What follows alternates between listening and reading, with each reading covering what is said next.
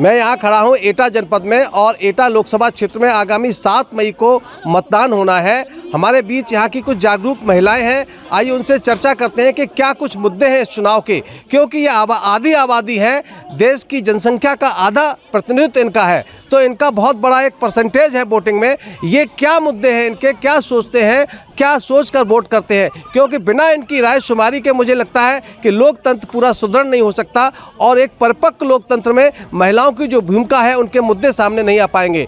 आइए हम बात करते हैं यहाँ की महिलाओं से, उनके क्या कुछ मुद्दे हैं। जी बताइए, क्या नाम है आपका? मेरा नाम शौर्या मिश्रा है और मेरा मुद्दा मुख्य रूप से तो ओपीएस का है, क्योंकि मैं कर्मचारी हूँ, सरकारी कर्मचारी। अच्छा, ओके, मुझे लगा आप ऐसे कर रहे पकड़ना है। हाँ, मेरा नाम शौर्या मिश्रा है और जैसे कि मैं सरकारी कर्मचारी हूँ, तो मेरा सबसे पहला मुद्दा तो यही है कि हमें ओपीएस चाहिए।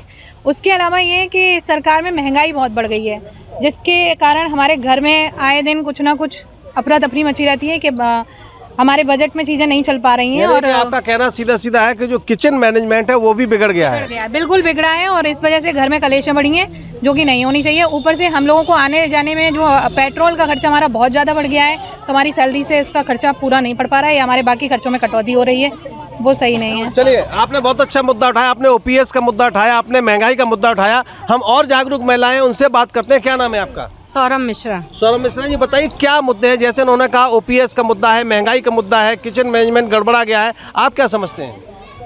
ओपीएस का मुद्दा तो है ही है, वो तो प्रत्येक सरकारी कर्मचारी और अधिकारी सभी को चाहिए। पुरानी पेंशन वो है, और हमें जब बुढ़ापे में पुरानी पेंशन मिलेगी तो महंगाई किस बात की है? जब सरकार महंगाई जिस रेशियो से बढ़ा रही है, उस रेशियो से हमारे वेतन अगर बढ़ रहा है तो हम पे कोई फ़र्क नहीं है महंगाई का।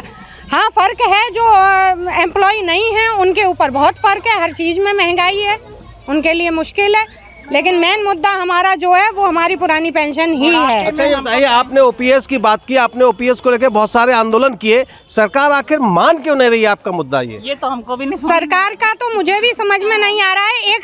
एक साथ टेबल पीट के हर पार्टी का नेता अपने भत्ते, अपनी पेंशन तुरंत बढ़ा लेता है, ले लेता है। उस समय ना देश बिकता है, ना देश गर्त में जाता है, ना हिंदू रहता है वहाँ, ना मुसलमान रहता है वहाँ, सब एक हो जाते हैं। लेकिन जब हमारी पेंशन की बारी आती है तो हमें मुद्दे धर्म के दिखाए जाते हैं, हमें हिंदुत्व की चीज़ें बताई जाती हैं। हिंदू हम तब भी थे जब हमें पुरानी पेंशन मिल रही थी, हिंदू आज भी हम हैं जब हमें पेंशन नहीं मिल रही है।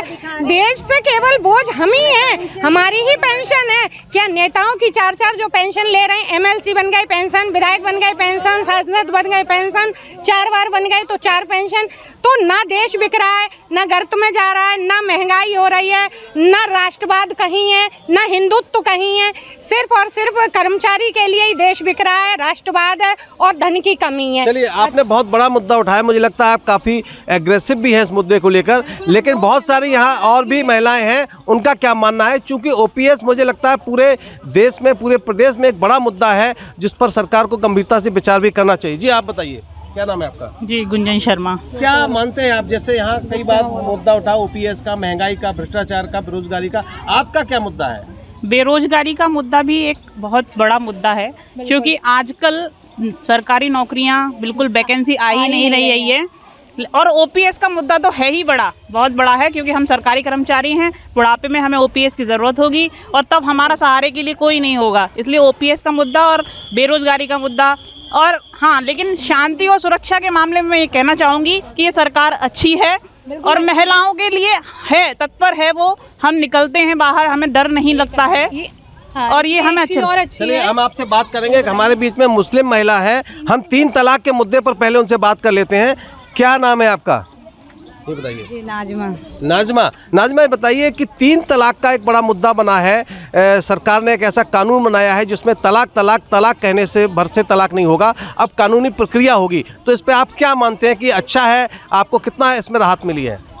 ये बात तो अच्छा है कि मतलब 3 तलाक का मना कर दिया सरकार ने, कि मतलब कि 3 तलाक से कोई वो नहीं होगा। पहले बोल दिया जाता था 3 तलाक, आदमी लोग छोड़ देते थे। अब ये तो है कि छोड़ते तो नहीं है। अच्छा, पहले शोषण होता था महिलाओं को 3 तलाक के नाम पर, अब आप स्वतंत्र हैं, कानूनी सहायता ले सकते हैं। कानूनी सहायता ले सकते हैं हम। और देखो, अब हमारे भी पास बच्चे हैं, मजदूर इंसान है, सरकार को हमें भी तो सहायता देनी चाहिए, क्योंकि मजदूर इंसान घर का खर्च चलाए कि बच्चों को पढ़ाए लिखाए कहाँ से लाए। मतलब सरकार ने इतना महंगा सिलेंडर कर दिया है, खाना पानी महंगाई भी बड़ा मुद्दा है आपकी नज़र में? और क्या, महंगाई बहुत कर दिया है सरकार ने। अच्छा, शासन ने जो फ्री राशन की स्कीम चालू की है वो आप ले रहे हैं क्या? राशन तो दे रहे हैं, राशन में मतलब वो बाजरा दे रहे हैं। बाजरा लो, बाजरे से क्या होता है? बाजरा आजकल कौन खाता है? बच्चे खाते नहीं है। अच्छा, उसे उज्ज्वला योजना के तहत फ्री सिलेंडर जो दिया जा रहा है उसका लाभ मिला क्या आपको? नहीं, हमें नहीं मिला है, क्योंकि ये बोला है कि आपने पहले सिलेंडर ले लिया, कनेक्शन आपका हो चुका है, आपको नहीं मिलेगा। अच्छा, 3 तलाक का मुद्दा जो है इसको लेके क्या आपको लगता है कि जो महिलाएं हैं, खासतौर से आप जैसी महिलाएं, वो बीजेपी को सपोर्ट करेंगी, क्या करेंगी? अब भाई साहब जो सबको करेंगे सपोर्ट वो हम भी कर देंगे। आपको क्या लगता है, क्योंकि आपकी कम्युनिटी से जुड़ा हुआ सीधे मामला है? सीधे का बीजेपी को ही सब सपोर्ट कर रहे हैं। आपको राहत मिली है? और क्या, सब लोग कर रहे हैं। ये थी हमारे बीच में एक आप बोलेंगे, बताइए क्या नाम है आपका? मधु दीक्षित है। मधु दीक्षित जी, आप बताइए कि चुनाव चल रहा है, हम यहाँ चुनावी चर्चा में आप लोगों के बीच हैं, महिला आधी आबादी है, क्या मुद्दे हैं आपके? सर, मेरा शिक्षा मित्रों को लेकर मुद्दा है कि गत वर्षों 10 वर्ष हो चुके, जब भी आज तक कोई भी मतलब इनके लिए महंगाई नहीं बढ़ी क्या? अच्छा, आप शिक्षा मित्र हैं क्या?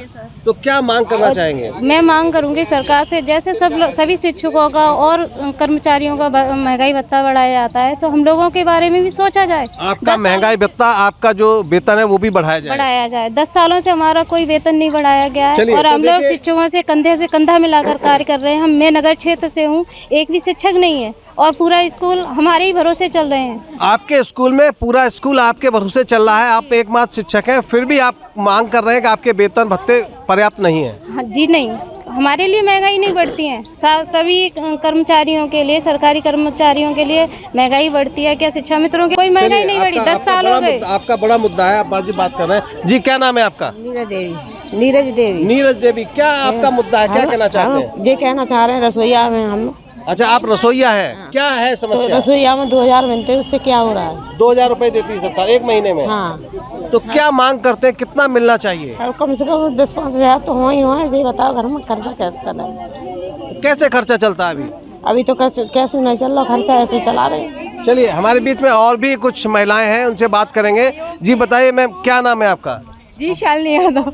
शालिनी यादव जी, क्या आपको लगता है ज्वलंत मुद्दे क्या है, क्योंकि आप आधी आबादी को रिप्रेजेंट करते हैं, महिलाओं का खास मुद्दा क्या है? सरकारें बनती हैं, बिगड़ती हैं, तो आपका बहुत बड़ा रोल रहता है। सर, मेरा मुद्दा तो पहले तो मेरी अपनी खुद की जॉब ही है, तब तो मैं पहले खुद में अपने वो हो जाऊं, तभी तो मैं दुनिया को करूंगी। नहीं तो क्या है, क्या मेरा मुद्दा ये है, मैं एक शिक्षा मित्र हूँ, जबकि मैं टीचरों से ज़्यादा अच्छा पढ़ाती हूँ, टीचरों से हर किसी मतलब हर अच्छा, मतलब मैं किसी का विरोध नहीं कर रही। जब मैं सारे कार्य समान करती हूँ तो मुझे समान कार्य समान वेतन क्यों नहीं मिलना चाहिए? क्या वो मेरे लिए 10,000 ही रुपये पर्याप्त हैं? आपको सोचिए, एक व्यक्ति वही काम 1 लाख में कर रहा है, एक व्यक्ति वही काम 10,000 में कर रहा है, वो भी वही काम कर रहा है, सब कुछ कर रहा है, ऑन ड्यूटी कर रहा है, हर काम कर रहा है। तो क्या समान कार्य समान वेतन की मांग आप करते हैं? जी हाँ। चलिए और पूछते हैं, कौन और कौन बताएंगे? आप बताएंगे कुछ? बताइए, क्या नाम है आपका? अदिति सिंह। अदिति सिंह है हमारे बीच में। क्या आजकल ज्वलंत मुद्दा है, इलेक्शन का माहौल है, आप लोगों की बहुत सारी समस्याएं होंगी, क्या ऐसी समस्याएं हैं जो कि आपको इसमें सहायता मिली है, और कौन सी ऐसी समस्याएं जिनका निराकरण चाहिए? एक समस्या जिसका निराकरण चाहिए युवाओं को, वो ये समस्या है बेरोजगारी की, और उसमें भी अगर हम शिक्षा विभाग की बात करें तो शिक्षक भर्तियां जितनी भी आती हैं, सरकार समय समय पर कभी बीएड को मौका दे देती है, कभी बीएड को बाहर कर देती है। ऐसे में जो युवा ये सोचकर बीएड करते हैं, इतने में 2 साल में वो बीएड पूरा कर पाते हैं, तब तक आदेश आ जाता है कि बीएड को नहीं लिया जाएगा। तो ये आने वाले बच्चों के लिए, युवाओं के लिए बहुत ही ज़्यादा गहन मुद्दा है। इस पर कुछ ना कुछ कार्य होना चाहिए, क्योंकि बच्चे इससे हताश होते हैं। फिर आप देखते हैं कि यहाँ सुसाइड हो रहे हैं, वहाँ सुसाइड हो रहे हैं, ये रेट बढ़ता जा रहा है। तो उसमें कहीं ना कहीं सरकार को कुछ ना कुछ कार्य करना चाहिए, उनका समय बर्बाद ना करें, कोई ऐसा कोर्स निर्धारित कर दें जिसके माध्यम से उन्हें एक पर्याप्त नौकरी मिल सके। जब व्यक्ति पढ़ाई कर रहा है और नौकरी का इच्छुक है तो उसे पता हो कि उसे किस डायरेक्शन में चलना है। डायरेक्शन को ही डिस्टर्ब कर दिया जाता है तो एम कहाँ से करेक्ट रहेगा? अच्छा, है ना? तो ये बड़ा मुद्दा है। बेरोजगारी का मुद्दा उठाया। एक और मुद्दा आप लोगों ने उठाया है, पेपर लीक का, हर एग्ज़ाम का पेपर लीक होता है, आप लोग युवा हैं, आप लोग कंपटीशन की तैयारी करते हैं, इस पर आप क्या कहना चाहेंगे? करना नहीं चाहते हैं शायद। पेपर लीक होने का एक बहुत बड़ा मुद्दा है, जिससे क्या होता है कि जो लाखों बेरोजगार, जो अभी पुलिस की भर्ती हुई थी उसमें लाखों बेरोजगार लोग एक बार पेपर दिए, इतने ज़्यादा कठिन परिस्थितियों में वो पेपर देने आए और उसके बाद पेपर लीक हो गया। और लीक होने के बाद बच्चा जब घर पे जाएगा तो हताश तो होगा ही, जब उसको उम्मीद थी कि मेरी नौकरी लग जाएगी और उसके बाद फिर कई महीनों नहीं हो पाता है कोई एग्जाम। इस बीच में कई लोग बहुत ओवर जी, आप कुछ कह रहे हैं, आप कुछ कह रहे हैं, जी, इस बीच में कई लोग ओवर एज भी हो जाएंगे, तो उनके लिए ये बहुत आखिरी मौका है और कहीं ना कहीं बहुत हताशा वाली चीज़ है। और सुसाइड तो फिर वो अटेम्प्ट करेंगे ही, उनके पास कोई ऑप्शन नहीं है, क्योंकि जिम्मेदारी उन पे पूरे परिवार की है, लेकिन उनके पास ऑप्शन कुछ नहीं है अपने परिवार को चलाने का। इतने साल उन्होंने बर्बाद कर दिए आरओ की तैयारी करने में कि हम अटेम्प्ट देंगे, परीक्षा में पास होंगे और फिर हम गौरवान्वित महसूस करेंगे। लेकिन गौरवान्वित तो छोड़िए, वो जो इतना वर्ष उन्होंने लगाया, उनके पूरे परिवार ने इंतजार किया, वो सब बेकार हो गया। उनके पास ओवर एज हो गए, वो कोई ऑप्शन नहीं बचा कहीं और जाने का, भर्तियाँ वैसे ही नहीं आ रही हैं। जो पेपर लीक है इसकी वजह से कुछ लोग ओवर एज होते जा रहे हैं, उनकी नौकरी का संकट है।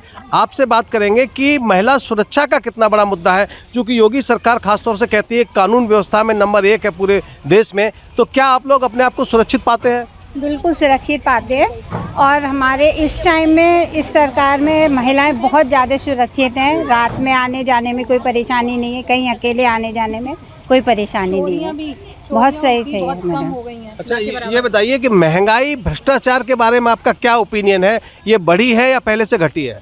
महंगाई बढ़ी है और नौकरी वालों पर इतना फ़र्क नहीं पड़ता जितना घरेलू महिलाएं हैं, जो उन पे किचन के ऊपर उनका बहुत परेशान, घर में टेंशन इन चीज़ों के ऊपर। तो किचन का बजट ही बिगड़ जाता होगा। सब कुछ बिगड़ता है उससे और घर की बहुत सारी व्यवस्थाएं खराब होती हैं महंगाई से। लेकिन जैसे कि आपने पूछा कि महंगाई और भ्रष्टाचार में, तो भ्रष्टाचार तो निश्चित बढ़ा है। पहले थोड़ा बहुत रुपयों में जो काम हो जाते थे, वो आजकल ऊने दूने तिगने कामों में रुपयों में काम होते हैं और कहाँ पता नहीं चलते कि कहाँ क्या हो रहा है। तो निश्चित तौर पे भ्रष्टाचार बढ़ा है।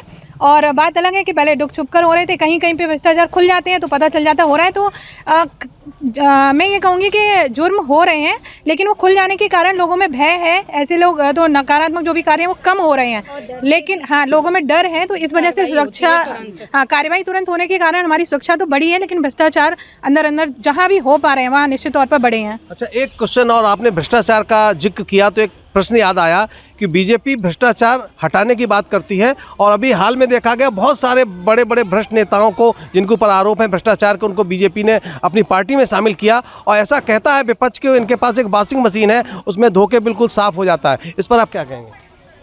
जो बीजेपी की जीरो टॉलरेंस की नीति थी, उसकी धज्जियाँ उड़ी हुई हैं और ये धज्जियाँ उन्होंने स्वयं ही उड़ाई हुई हैं, क्योंकि वो जिस पार्टी को ये कहते थे ये गुंडों की पार्टी है, ये ऐसी पार्टी है, यहाँ हम, और वाकई में हम वहाँ सुरक्षित नहीं महसूस करते थे। आज वही सारे नेता बीजेपी में आए हुए हैं और उनके सारे काले कारनामे जो हैं वो सब फ्रेश हो गए हैं, सफ़ेद में तब्दील हो गए हैं। तो कैसे हम मान रहे हैं कि यहाँ पे जीरो टॉलरेंस की नीति है या यहाँ भ्रष्टाचार नहीं है? वो हमें मीडिया जो है वो उस तरीके से दिखा नहीं रही है, चैनल्स जो हैं वो हमारी न्यूज़ को दे नहीं रहे हैं, इसलिए पब्लिक में वो चीज़ें आ नहीं पा रही हैं। बाकी सभी जानते हैं किस तरीके से नेता जो बीजेपी शामिल किए हैं, ज्वाइन किए हैं, उनका इतिहास क्या रहा है, जिनकी वजह से हम घर से निकलना नहीं हमारा मुनासिब होता था। बीजेपी सरकार आई तो हम इतने स्वच्छंद हो गए, हम रात में 2 बजे भी कहीं चले जाते हैं और कहते हैं बाबा की सरकार है। यानी आपका कहना है कि जो पहले जिनकी बाबा कहते थे इनसे डर है, आप लोग कहते थे डर है, वही अब बीजेपी में शामिल हो गए हैं? बिल्कुल बिल्कुल, मेरा यही कहना है कि जिनसे डर था आज वही बीजेपी में शामिल हो गए हैं बाबा के कथनानुसार। चलिए, और कोई महिला है, आप बताएंगे, आपका क्या नाम है? मेरा अर्चना पचौरी। अर्चना, बताइए आपका क्या मुद्दा है, क्योंकि आपने बहुत सारे मुद्दे सुने, अलग अलग समस्या है। मेरा ओपीएस का मुद्दा है। हमें अपने बुढ़ापे को संवारने के लिए हमें ओपीएस चाहिए और इसके लिए हम हर संभव प्रयास करेंगे। अच्छा, ओपीएस के लिए आप लोगों ने बड़े बड़े आंदोलन किए, लेकिन सरकार अभी उस पर कोई मानने को तैयार नहीं है आपकी मांगे, तो आगे क्या रणनीति होगी आप लोगों की अगर सरकार नहीं मानती है? आगे हम बढ़ चढ़कर संघर्ष करेंगे और जो भी संभव होगा वो हम प्रयास करेंगे ओपीएस के लिए। चलिए, तो ये थी एटा की कुछ जागरूक महिलाएं जिन्होंने के चुनाव पर चर्चा की और उनके बड़े बड़े मुद्दे निकल कर आए, महंगाई, भ्रष्टाचार, बेरोजगारी, 3 तलाक, और कुल मिलाकर इनका कहना है कि भ्रष्टाचार में भी वृद्धि हुई है, लेकिन कुल मिलाकर इनकी एक अपील भी है कि सब लोग मतदान करें बढ़ चढ़कर, जिससे हमारा लोकतंत्र सुदृढ़ हो और आने वाला समय हमारा उज्जवल हो। एटा से एबीपी न्यूज़ के लिए राकेश भदौरिया की रिपोर्ट।